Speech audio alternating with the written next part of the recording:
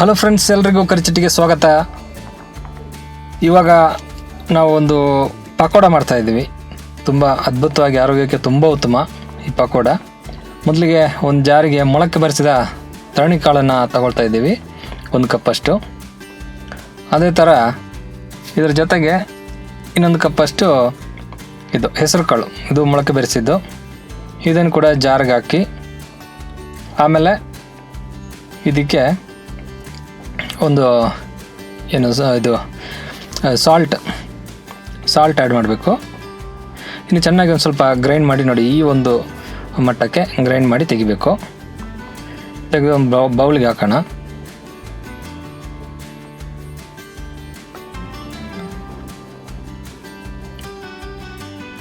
ತುಂಬ ಉತ್ತಮವಾಗಿರುತ್ತೆ ಇದು ಆರೋಗ್ಯಕ್ಕೆ. ಸೊ ಆದ್ದರಿಂದ ಇದನ್ನು ಮಾಡ್ತಾ ಇರೋದು. ಸೊ ಇದಕ್ಕೆ ಇನ್ನು ಸ್ವಲ್ಪ ಕಡಲೆ ಹಿಟ್ಟು, ಬೇಸನ್ ಫ್ಲೋರ್ನ ಸ್ವಲ್ಪ ಆ್ಯಡ್ ಮಾಡಬೇಕು, ಒಂದು 3-4 ಸ್ಪೂನಷ್ಟು. ಸ್ವಲ್ಪ ರೈಸ್ ಫ್ಲೋರು, ಅಕ್ಕಿ ಹಿಟ್ಟು, ಸ್ವಲ್ಪ ಬೆಳ್ಳುಳ್ಳಿ, ಹಸಿಮೆಣಸಿನಕಾಯಿ, ಹಾಗೆ ಕರಿಬೇವಿನ ಸೊಪ್ಪು ಸಣ್ಣಗೆ ಹಚ್ಚಿರೋದು, ಇದನ್ನು ಕೂಡ ಆ್ಯಡ್ ಮಾಡಿ. ಆಮೇಲೆ ಸಣ್ಣಕ್ಕೆ ಹಚ್ಚಿರುವಂತಹ ಈರುಳ್ಳಿ, ಇದನ್ನು ಕೂಡ ಆ್ಯಡ್ ಮಾಡಬೇಕು. ಆಮೇಲೆ ಇದು ದಿಲ್ ಲೀವ್ಸ್, ಇದನ್ನು ಕೂಡ ಹಾಕಬೇಕು. ಇದು ಕೊತ್ತಂಬರಿ ಸೊಪ್ಪು, ಇದನ್ನು ಕೂಡ ಸಣ್ಣಕ್ಕೆ ಹಚ್ಚಿರುವಂಥದ್ದು. ಇವನ್ನು ಚೆನ್ನಾಗಿ ಮಿಕ್ಸ್ ಮಾಡಬೇಕು.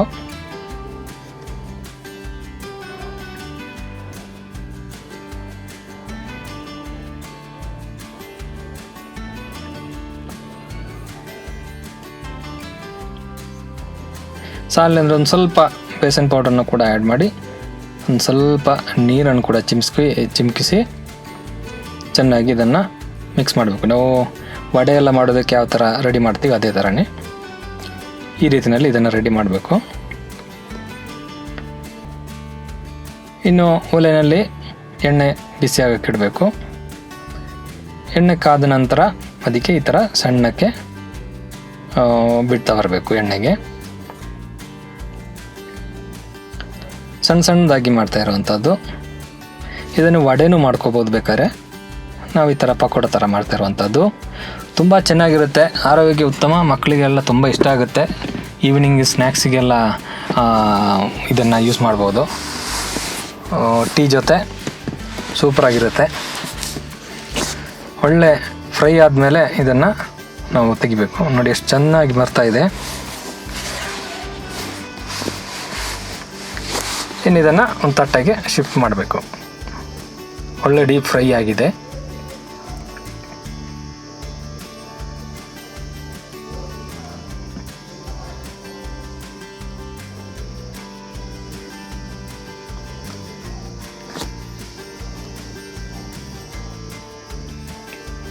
ಈಸಿಯಾಗಿ ಮಾಡ್ಕೋಬೋದು. ಜಾಸ್ತಿ ಇಂಗ್ರೀಡಿಯೆಂಟ್ಸ್ ನಾವು ಇಲ್ಲಿ ಮೆಣಸಿನ್ಕಾಯಿ ಸ್ವಲ್ಪ ಹಾಕಿರೋದು, ಖಾರ ಜಾಸ್ತಿ ತಿನ್ನಲ್ಲ, ಅದಕ್ಕೋಸ್ಕರ ನಿಮ್ಗೆ ಖಾರ ಜಾಸ್ತಿ ಬೇಕಂದರೆ ಸ್ವಲ್ಪ ಕರಿಮೆಣಸು ಬೇಕಾದ್ರೆ ಆ್ಯಡ್ ಮಾಡ್ಕೋಬೋದು, ಇಲ್ಲ ಗ್ರೀನ್ ಚಿಲ್ಲಿನನ್ನೇ ಕೂಡ ಜಾಸ್ತಿ ಹಾಕ್ಕೋಬೋದು ಖಾರ ಬೇಕು ಅಂದರೆ.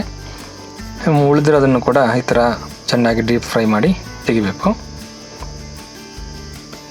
ತುಂಬ ಅದ್ಭುತವಾಗಿರುತ್ತೆ, ಒಳ್ಳೆ ರುಚಿಕರ, ಎಲ್ರಿಗೂ ಇಷ್ಟ ಆಗುತ್ತೆ. ಮಾತ್ರ ಟ್ರೈ ಮಾಡಿ ನೋಡಿ. ಕಾಳುಗಳು ತುಂಬ ಉತ್ತಮ.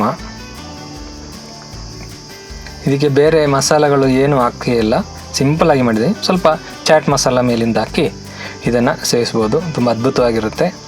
ಈ ಸಣ್ಣ ವಿಡಿಯೋ ಇಷ್ಟ ಆದರೆ ಲೈಕ್ ಮಾಡಿ, ಗೆಳೆಯರೆ ಶೇರ್ ಮಾಡಿ, ಕಮೆಂಟ್ ಮಾಡಿ. ಮುಂದಿನ ವಿಡಿಯೋದಲ್ಲಿ ಸಿಗೋಣ. ಅಲ್ಲಿ ತನಕ ಎಲ್ರಿಗೂ ಬಾಯ್ ಬಾಯ್.